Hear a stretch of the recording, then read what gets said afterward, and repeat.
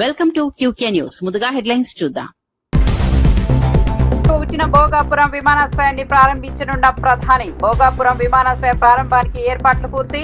ఉత్తరాంధ్ర సంస్కృతితో ప్రధానికి స్వాగతం పలకాలని సీఎం ఆదేశం. రాష్ట్ర అభివృద్ధికి గేమ్ చేంజర్ గా భోగాపురం విమానాశ్రయం.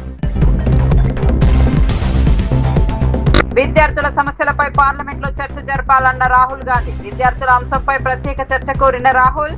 విద్యార్థుల భవిష్యత్తుపై సభలో చర్చ అవసరమని వ్యాఖ్య. విద్యార్థుల సమస్యలపై స్పీకర్ ను కలిసిన రాహుల్. త్రాగునీటికే తొలి ప్రాధాన్యమన్న మంత్రి నిమ్మల రామానాయుడు. రిజర్వాయర్ల పరిస్థితి తర్వాతే సాగునీటి ప్రణాళికలన్న నిమ్మల. ఆరుతడి పంటల వైపు రైతులు మొగ్గు చూపాలని నిమ్మల సూచన. త్రాగునీటి సాగునీటి అవసరాల సమతుల్యంగా నిర్వహిస్తామని వ్యాఖ్య. రైతుల పట్ల కాంగ్రెస్ నిర్లక్ష్యంగా వ్యవహరిస్తోందన్న కేటీఆర్. పంటల కొనుగోలులో ప్రభుత్వం విఫలమైందని వ్యాఖ్య. రైతు కుటుంబాలకు వెంటనే సాయం అందించాలని కేటీఆర్ డిమాండ్. రైతుల సమస్యలపై ప్రభుత్వం స్పందించలేదన్న కేటీఆర్.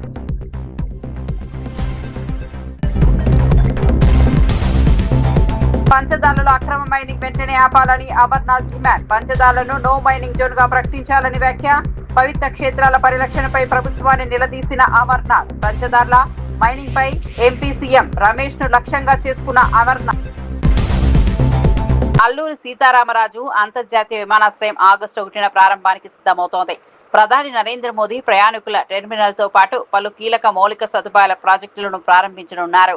ఏర్పాట్లపై ముఖ్యమంత్రి చంద్రబాబు నాయుడు సమీక్ష నిర్వహించి ఉత్తరాంధ్ర సంస్కృతిని ప్రతిబింబించే దింసా, సబరా, కొమ్ముకోయ గిరిజన నృత్యాలతో అతిథులకు స్వాగతం పలకాలని అధికారులను ఆదేశించారు. GMR skill development centre, aviation hub, ఎడ్యుసిటీని కూడా ప్రారంభించనున్నట్లు తెలిపారు.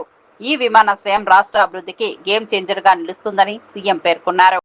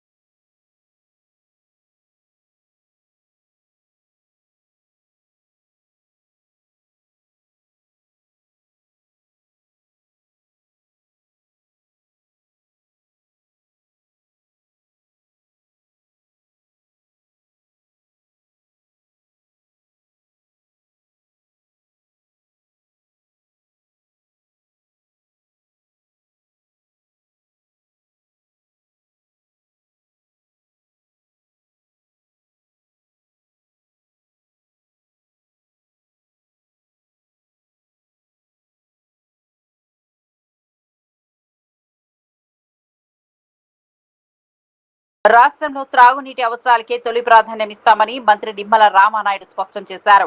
రాబోయే 15 నుంచి 20 రోజుల్లో రిజర్వాయర్లలోకి నీరు చేరిన తర్వాతే సాగునీటి ప్రణాళికలను ఖరారు చేస్తామని తెలిపారు. ప్రస్తుతం నీటి లభ్యతను దృష్టిలో ఉంచుకొని రైతులు ఆరుతడి పంటల వైపు మొగ్గు చూపాలని సూచించారు. డెల్టా ప్రాంత రైతులకు నీటి లభ్యతపై నీటిపారుదల శాఖ అధికారులు స్పష్టమైన సమాచారం అందించాలని ఆదేశించారు.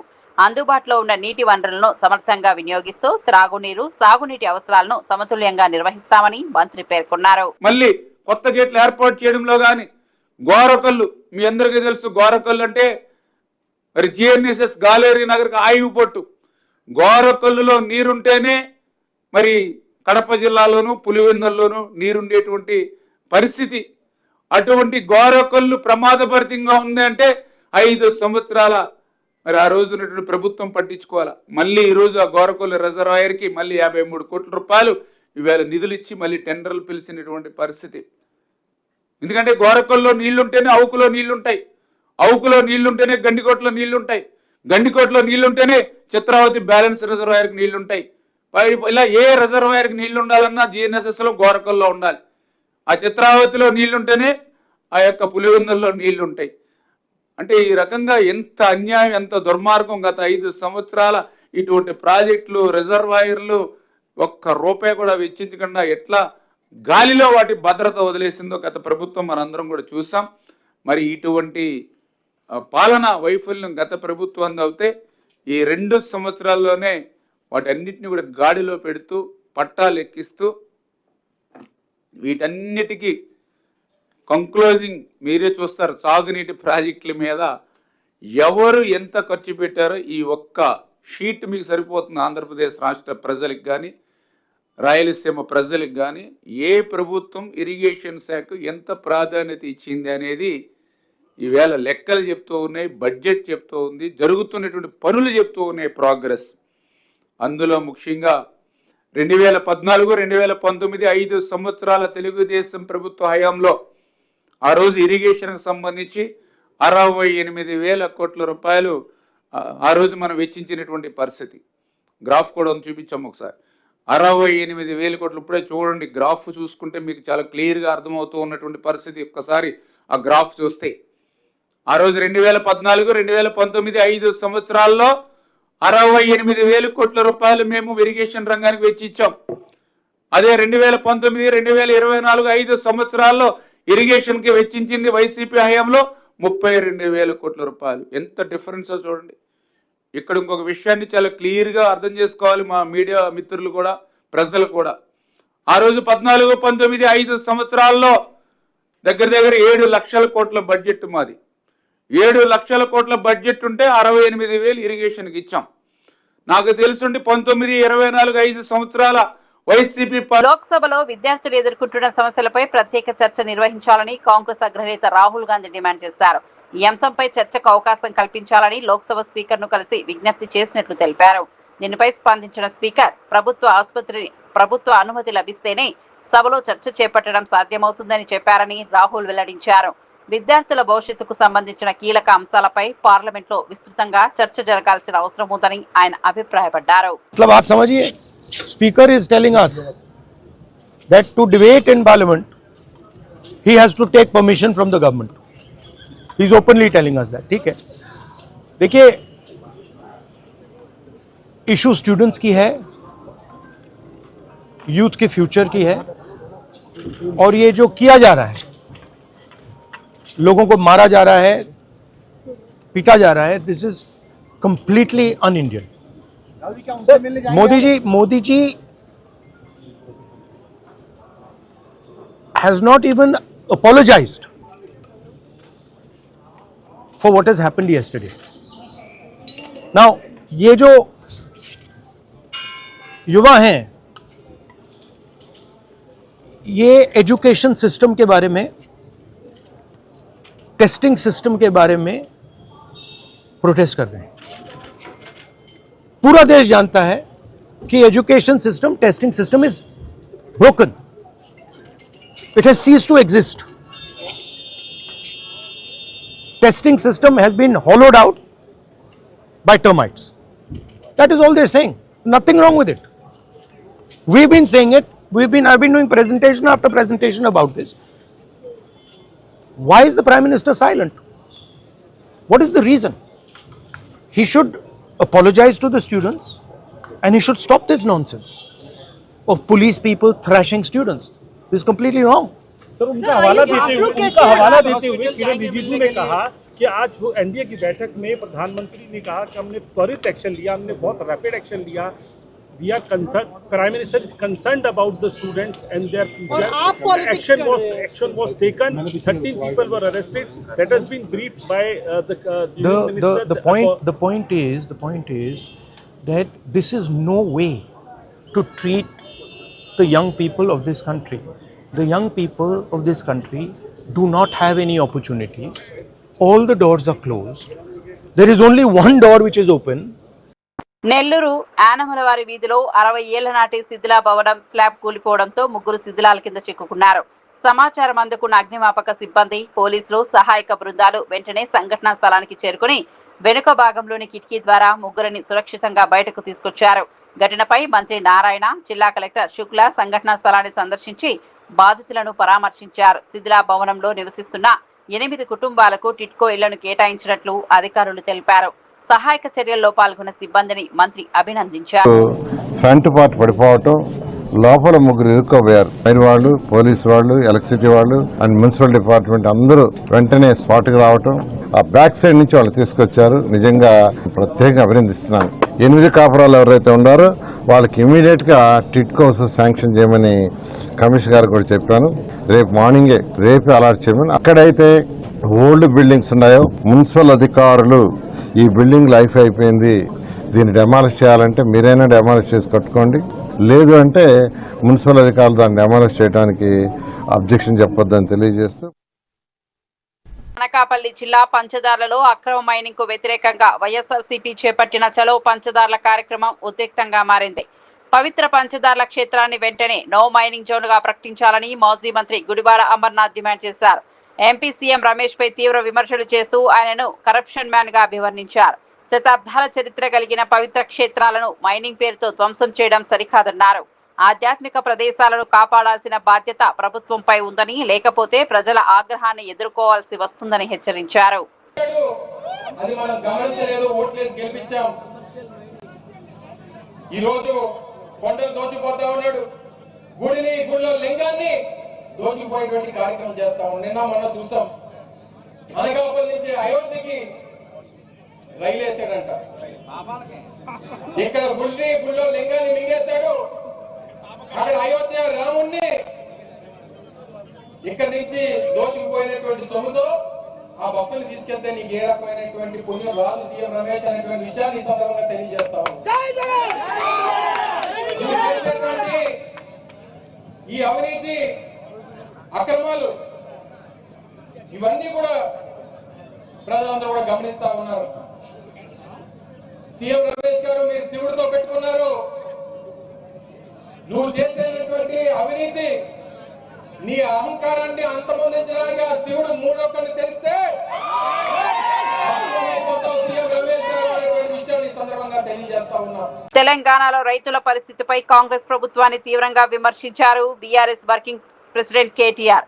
కాంగ్రెస్ తెచ్చిన కరువుతో రైతులు తీవ్ర ఇబ్బందులు పడుతున్నారని ఆరోపించారు. పంటలను ప్రభుత్వం కొనుగోలు చేయకపోవడంతో వాటిని కాపాడుకునే ప్రయత్నంలో 4 రైతులు ప్రాణాలు కోల్పోయారని తెలిపారు. రైతు కుటుంబాలకు న్యాయం చేయాలని బీఆర్ఎస్ నేతలు గంటల తరబడి ధర్నా చేసినా ప్రభుత్వం స్పందించలేదని విమర్శించారు. మరణించిన రైతుల కుటుంబాలకు తక్షణ సాయం అందించి పంటల కొనుగోలు విషయంలో ప్రభుత్వం వెంటనే చర్యలు తీసుకోవాలని కేటీఆర్ డిమాండ్ చేశారు. చిరాలలో జరిగింది రైతు సోదరులకు ఒక మహా విషాదం. ఒకటే నియోజకవర్గంలో ప్రభుత్వం పంటలు కొనకపోతే కొనుగోలు కేంద్రాలలో కాపుగాసి అక్కడే ఉండి ఎక్కడ మా పంట నష్టమవుతుందో అని చెప్పి భయంతోని కదలకుండా ధాన్యాన్ని కాపాడుకునే ప్రయత్నంలో 4 అన్నదాతలు మృత్యువాత పడ్డారు. ప్రభుత్వ నిర్లక్ష్యం వల్ల తెచ్చిన ధాన్యాన్ని 30 రోజులు 60 రోజులు కొనేటోడు దిక్కులేడు, సంచులిచ్చేటోడు దిక్కులేడు. ఈ దిక్కు దివానం లేని ప్రభుత్వంలో అన్నదాతకు మరి దిక్కులేని పరిస్థితి వస్తే ఆ పంటను కాపాడుకునే ప్రయత్నంలో ఆ కొనుగోలు కేంద్రం దగ్గరే కాపుగా చిన్నప్పుడు గోడ కూలితే 4 రైతులు చనిపోవడం జరిగింది. 4 రైతులు చనిపోతే ప్రధాన ప్రతిపక్ష నాయకులు, ప్రధాన ప్రతిపక్ష పార్టీకి సంబంధించిన బీఆర్ఎస్ పార్టీకి సంబంధించిన నాయకత్వం, మాజీ ఎమ్మెల్యే మా దివాకర్ రావు గారు, మా జీవన్ రెడ్డి గారు, మాజీ మంత్రి గారు 8 గంటలు ధర్నా చేసినా దున్నపోతు మీద వానబడ్డట్టు ప్రభుత్వం నుంచి స్పందన రాలే. చివరికి ఏదో మొక్కుబడిగా ఒప్పుకున్నారు, చూస్తాం చేస్తాం ఒప్పుకున్నారు. కానీ ఈ రోజు వరకు దాదాపు 2.5 నెలలు గడిచిపోయినా స్పందన లేదు. మాజీ మంత్రి హరీష్ రావు వరంగల్ జిల్లాలో నెలకొన్న కరువు పరిస్థితులపై కాంగ్రెస్ ప్రభుత్వాన్ని తీవ్రంగా విమర్శించారు. ఇది ఎల్నివో కారణంగా వచ్చిన కరువు కాదని ప్రభుత్వ నిర్లక్ష్యంతో ఏర్పడిన పరిస్థితి అని ఆరోపించారు. కేసీఆర్ హయాంలో సమ్మక్క బ్యారేజీ నిర్మాణం, దేవాదుల 3 దశల పనులు పూర్తి చేసి నీటిని ఎత్తేందుకు అన్ని ఏర్పాట్లు చేశారని గుర్తు చేశారు. ప్రస్తుతం పంపులు ప్రారంభించకుండా ప్రభుత్వం రైతులను ఇబ్బందులకు గురి చేస్తోందన్నారు. వెంటనే సాగునీటిని విడుదల చేసి రైతులను ఆదుకోవాలని హరీష్ రావు ప్రభుత్వాన్ని డిమాండ్ చేశారు. కట్నీళ్లు పెట్టే పొయ్యి లెక్క తయారున్నా కూడా మీ నిర్లక్ష్యం వల్ల నీళ్లెత్తక వరంగల్ జిల్లాను కరువు కోరల్లో మీరు నిలుపుతా ఉన్నారు. ఇవాళ బీఆర్ఎస్ ప్రభుత్వం 3,17,000 ఎకరాల ఆయకట్టును నీళ్లు ఇవ్వడానికి దేవాదుల పూర్తి చేసింది. కట్కొత్తుతే 3,17,000 ఎకరాలకు వరంగల్ జిల్లాకు సాగునీరు అందుతుంది, వరంగల్ తాగునీరు అందుతుంది. కట్క ఒత్తకుండా మీరు ఎందుకు వరంగల్ జిల్లాను ఆగం చేస్తున్నారు? మీ గుర్తు పోయిన సంవత్సరం కూడా 8 కోట్ల రూపాయలు మెయింటెనెన్స్ బిల్లులు ఇవ్వకపోవడం వల్ల దేవాదులలో 50 రోజులు ఆలస్యంగా మోటార్లు ప్రారంభమైనాయి. దాంతో 700-800 కోట్ల రూపాయల పంట వరంగల్ జిల్లాలో గత సంవత్సరం ఎండబెట్టింది కాంగ్రెస్ ప్రభుత్వం. అర్ధాంతరంగా మీరు మోటార్లు ఆన్ చేయక 7-8 కోట్ల రూపాయలు విడుదల చేయక 800 కోట్ల రూపాయల పంటను పోయిన సంవత్సరం దేవాదుల కింద ఎండబెట్టింది కాంగ్రెస్. ఈ సంవత్సరం కూడా ఇంత ఎలినినో వస్తుందని శాస్త్రవేత్తలు, ప్రపంచము, భారత ప్రభుత్వం చెప్తుంటే 6 నెలల నుంచి చెప్తుంటే మొద్దు నిద్రపోతున్నారా? మెయింటెనెన్స్ వర్క్స్ చేసుకోరా? ట్రాన్స్ఫార్మర్లు రిపేర్స్ ఉంటే చేసుకోరా? ఎందుకు 10 మోటార్లు నడపడం లేదు? ఇది నేరపూరిత నిర్లక్ష్యం కాదా? నీళ్లుండి కూడా ఎత్తకపోవడానికి ఇలా ఏం చేయాలి? మిమ్మల్ని నీళ్లు కండ్ల ముందు నీళ్లుండగా కూడా ఒడిసి పెట్టాల్సింది పోయి మీరు కింద. విద్య, ఐటీ శాఖల మంత్రి నారా లోకేష్ మంగళగిరిలో పేదల కుటుంబాలకు సుమారు 1000 కోట్ల విలువైన శాశ్వత ఇంటి స్థలాల పట్టాలను పంపిణీ చేశారు.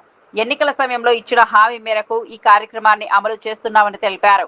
కూటమి ప్రభుత్వం రాష్ట్ర ఆర్థిక వ్యవస్థను గాడిలో పెట్టడంతో పాటు ఆర్థిక అభివృద్ధిని, సంక్షేమాన్ని సమానంగా ముందుకు తీసుకెళ్తోందన్నారు. అర్హులైన ప్రతి పేద కుటుంబానికి సొంత ఇంటి కలను నెరవేర్చడమే ప్రభుత్వ లక్ష్యమని స్పష్టం చేశారు. సంక్షేమంతో పాటు అభివృద్ధిని సమన్వయం చేస్తూ రాష్ట్రాన్ని పురోగతి దిశగా తీసుకెళ్తామని లోకేష్ పేర్కొన్నారు. నేనేంటో మీకు అర్థమో లేదు, ఈ లోపల ఎన్నికలు అయిపోయినాయి. 5300 ఓట్లతో ఓడిపోయా. ఓడిపోయిన రోజు బాధ, ఆవేదన నాకు కలిగింది. కానీ రెండో రోజు నుంచి ఆ బాధ, ఆవేదన నాలో కసి పెంచింది. ఇక్కడనే మళ్ళీ పోటీ చేయాలి, మీ మనసు గెలుచుకోవాలని ఆనాడు నా ప్రయాణం ప్రారంభించా. 5 సంవత్సరాలు ఎప్పుడు మంగళగిరి ప్రజల్ని కలిసినా, ఆయా దశాబ్దాలుగా మేము మా ప్రాంతంలో నివసిస్తున్నాం. బంధువులు కానీ, మిత్రులు కానీ అందరూ మా ప్రాంతంలో ఉన్నారు. రూపాయి జమ చేర్చి ఈరోజు ఇల్లు కట్టుకున్నాం. ఎవరో అపోవాలేస్తున్నారు, ఇక్కడ ఉండేదానికి లేదంటున్నారు, రేపు మా భూమి లాగేసుకుంటున్నా అంటున్నారు. మీరు మా భూమికి శాశ్వత హక్కు కల్పించండి అని మీరు అడుగుతూ వచ్చారు.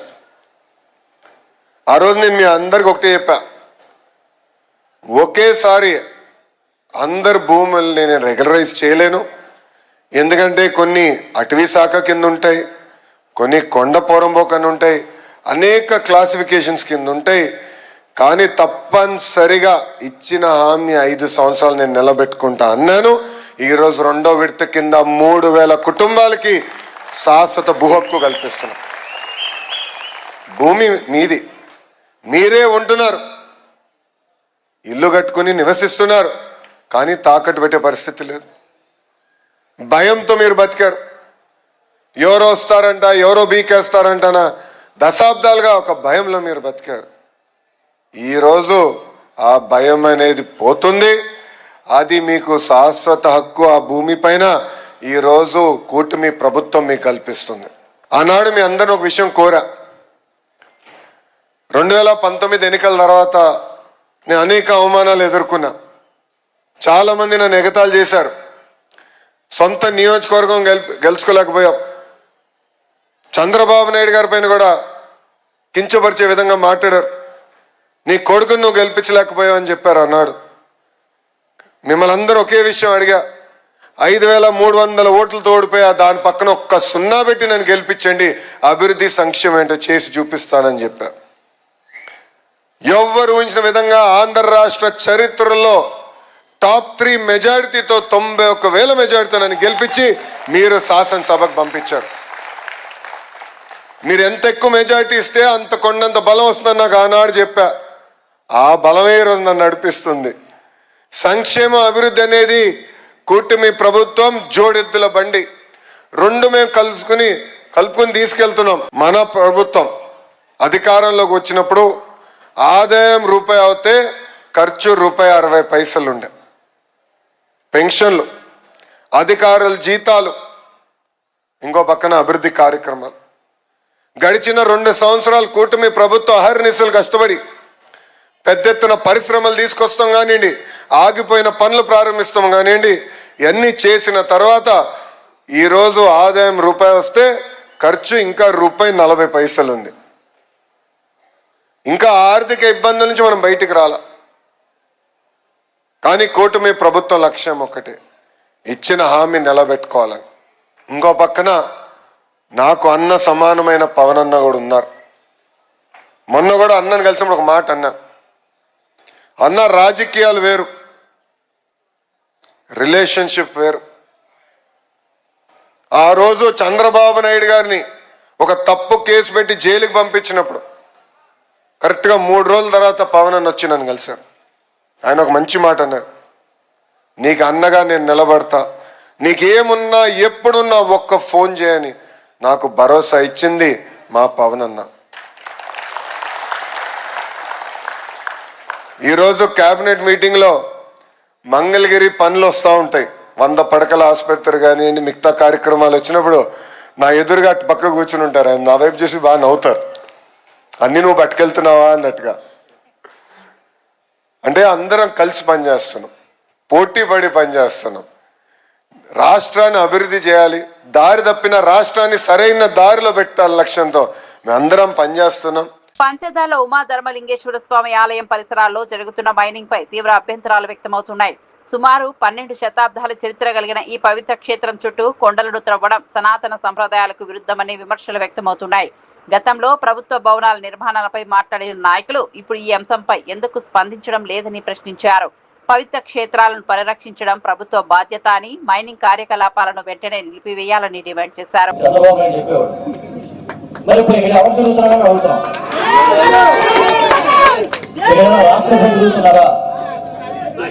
ఈ పని కొండ మీద రాక్షసులు గారు తిరుగుతున్నారా? మీరు కొండని దూరం చేసేస్తున్నారు. ఇక్కడ ఎవరు తిరుగుతున్నారని అడుగుతున్నాం. ఆ రోజు అక్కడ ప్రభుత్వ భవనం కోసం చదువు చేస్తే అది కూడా గ్రామ నమ్మకానికి కాదు, పోలకానికి కాదు, అలా చేశారు. ఇవాళ విశాఖపట్నంలో చుట్టూ ఉన్న కొండలన్నీ కూడా కొల్ల చేస్తున్నమాట మేము చూస్తా ఉన్నాం. రోజు మీడియాలో వస్తుంది, సోషల్ మీడియాలో జరుగుతుంది. కానీ అంటే వాళ్ళ సొంత మీడియాలో ఎలాగో రాయరు. ఒక పక్క సింహాచలం కొండని, ఇంకో పక్కన పంచదారుల కొండల్ని, ఆ పక్కన బౌద్ధ ఆరామాలు క్షేత్రాలు ఉన్న కొండల్ని ఇష్టం వచ్చినట్టు తగ్గే అధికారం చంద్రబాబు నాయుడు మీ ప్రభుత్వానికి ఎవరిచ్చారు అని అడుగుతున్నాం. పర్యావరణాన్ని కాపాడతారని చెప్పిన పెద్దలందరూ ఎక్కడ ఉన్నారు ఇప్పుడు అని అడుగుతున్నాం.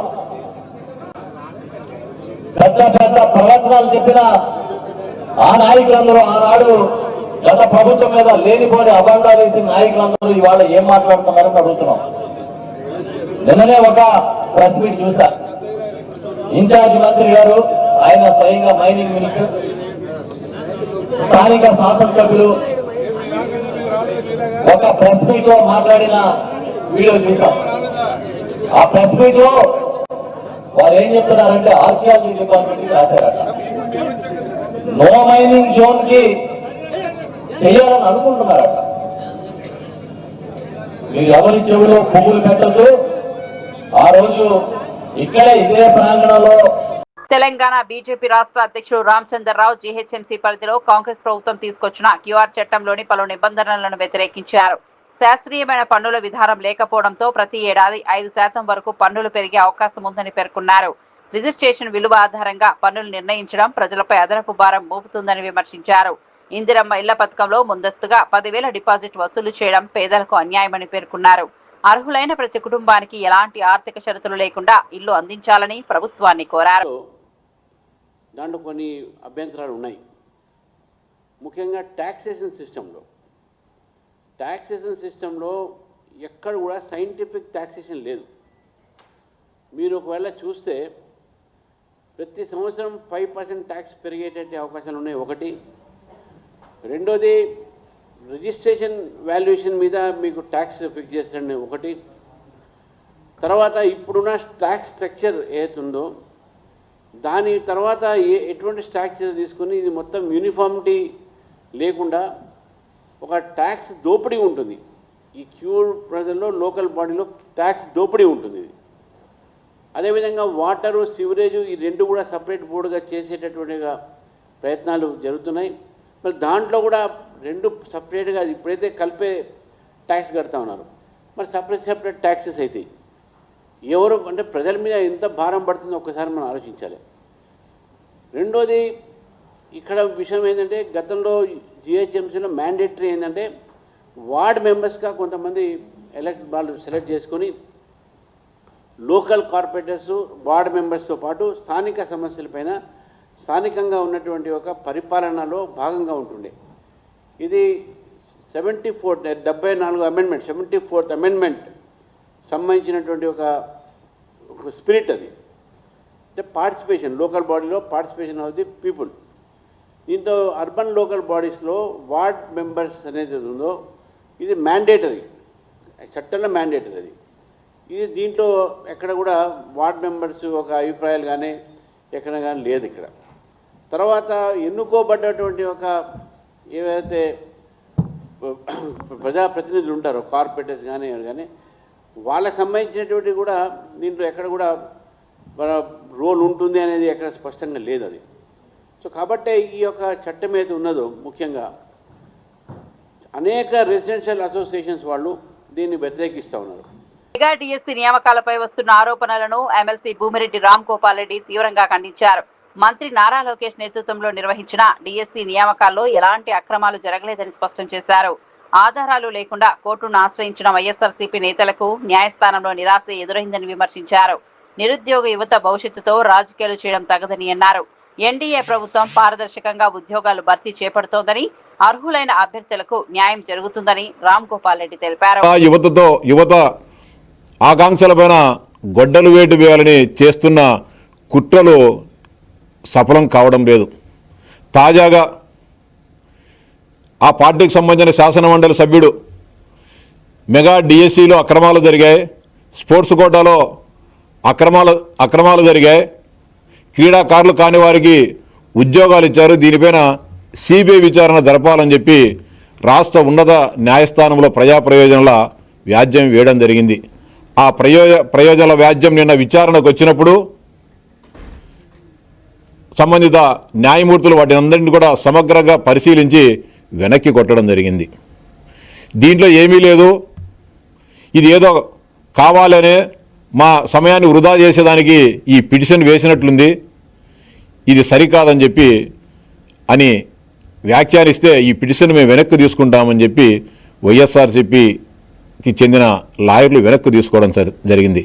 ఈ సందర్భంగా వైఎస్ఆర్సీపీ నాయకులను సూటిగా ప్రశ్నిస్తా ఉన్నా, ఈ రాష్ట్ర ప్రజలు కూడా గమనించాలని చెప్పి సవినయంగా విజ్ఞప్తి చేస్తా ఉన్నా. ఏదైనా మనం కోర్టుకు పోయేటప్పుడు, ఏదైనా మనలో న్యాయం ఉండాలనేటప్పుడు, మనం ఆ కేసు గెలిచాలనేటప్పుడు మన దగ్గర ఉన్న సమస్త సమాచారాన్ని 1% కూడా మిగల్చుకోకుండా మొత్తం సమాచారాన్ని ఒకరోజు ఆలస్యమైనా కూడా వాటన్నిటిని కూడా సమగ్రంగా సేకరించి కోర్టులో మనము దావా వేస్తాం. కానీ వైఎస్ఆర్సీపీ నాయకుల దగ్గర ఏ ఆధారాలు లేవు కాబట్టి, మెగా డిఎస్సీలో ఏ చిన్న తప్పు కూడా లేదు కాబట్టి, వారికి ఏమీ దొరకలేదు కాబట్టి ఊరికి వేగ్గా ఏదో 4 పేపర్లు పెట్టేసి 16,000 మంది పేర్లు పెట్టేసి, లేకపోతే స్పోర్ట్స్ కోటాలో వచ్చిన వాళ్ళ పేర్లు పెట్టి వీళ్ళందరిపైన సిబిఐ విచారణ జరపండి అని చెప్పి పిటిషన్ వేసి మొటిక్కాయలు కొట్టించుకోవడం జరిగింది. రాష్ట్ర ప్రజలు కూడా గమనించాలా. అంటే వీరు చేస్తున్న కుట్రలు ఏ విధంగా ఉన్నాయి. దాదాపు 7 ఏడాది అవుతుంటే వారు ఉద్యోగాల నియామకాలు పొంది ఈరోజు కూడా భోగాపురం విమానాశ్రయాన్ని ప్రారంభించనున్న ప్రధాని. భోగాపురం విమానాశ్రయ ప్రారంభానికి ఏర్పాట్లు పూర్తి. ఉత్తరాంధ్ర సంస్కృతితో ప్రధానికి స్వాగతం పలకాలని సీఎం ఆదేశం. రాష్ట్ర అభివృద్ధికి గేమ్ చేంజర్ గా భోగాపురం విమానాశ్రయం.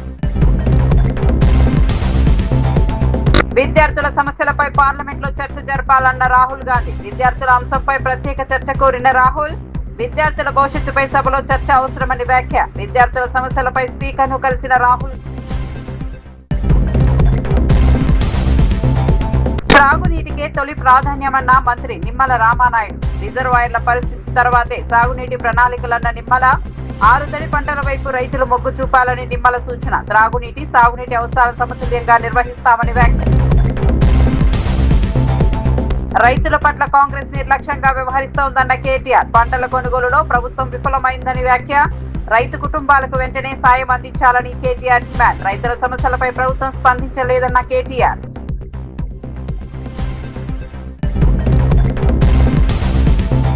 పంచదార్లలో అక్రమ మైనింగ్ వెంటనే ఆపాలని అమర్నాథ్ డిమాండ్. పంచదార్లను నో మైనింగ్ జోన్ గా ప్రకటించాలని వ్యాఖ్య. పవిత్ర క్షేత్రాల పరిరక్షణపై ప్రభుత్వాన్ని నిలదీసిన అమర్నాథ్. పంచదార్ల మైనింగ్ పై ఎంపీ సీఎం రమేష్ ను లక్ష్యంగా చేసుకున్న అమర్నాథ్.